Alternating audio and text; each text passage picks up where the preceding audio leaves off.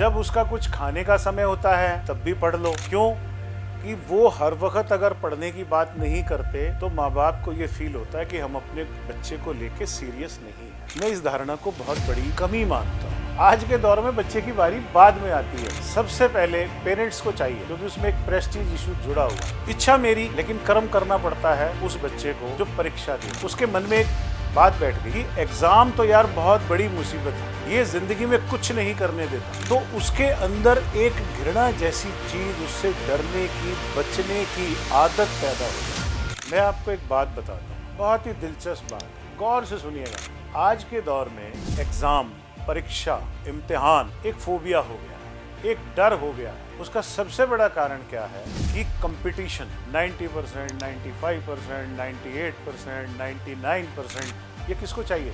सबसे पहले तो बच्चे को चाहिए।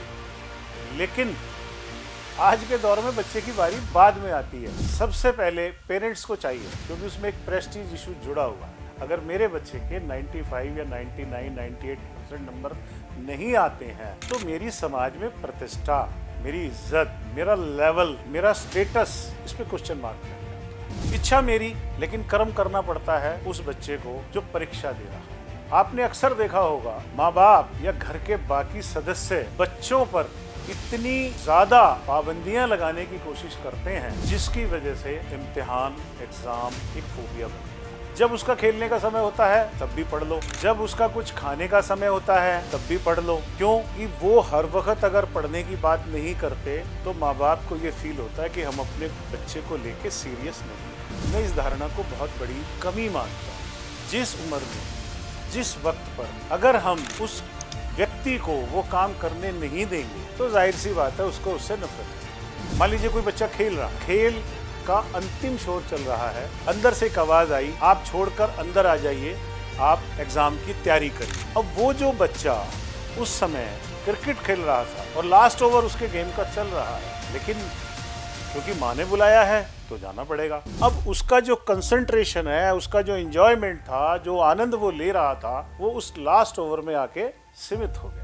और उसको लगने लगा कि यार मैंने अगर ये लास्ट ओवर खेल लिया होता तो शायद मैं बहुत अच्छे तरीके से जीत पाता। तो उसको पहली हार वहां मिल गई। अब उसके मन में एक बात बैठ गई कि एग्जाम तो यार बहुत बड़ी मुसीबत है, ये जिंदगी में कुछ नहीं करने देता। तो उसके अंदर एक घृणा जैसी चीज, उससे डरने की, बचने की आदत पैदा हो जाती है और वो चाहकर भी उसमें वो काम नहीं कर पाता जो उसके अंदर से उसको इच्छा होनी चाहिए। क्योंकि हमने उसकी इच्छा को खत्म करने की कोशिश की, उसको इस लायक बनने की कोशिश नहीं की कि ये अपनी मर्जी से एग्जाम को शौक के तौर पर एक अच्छे उसके वजह से पढ़ने की कोशिश करे। तो दोस्तों, मैं बहुत ज़्यादा बड़ी बात, लंबी बात नहीं करता, सिर्फ इतना ही कहना चाहता हूँ कि जो बच्चा जिस उम्र में है उसको उस उम्र को जीने का भी अवसर एक माँ बाप, रिश्तेदार, संबंधी होने के नाते हमें ज़रूर देना चाहिए। अगर हम उसे आज़ादी से ज़िंदगी जीने का अवसर देंगे तो मैं दावे के साथ आपको कह सकता हूँ,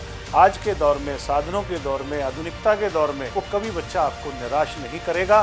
सिर्फ कुछ निर्णय उसको अपनी बुद्धि से लेने का अवसर दीजिए।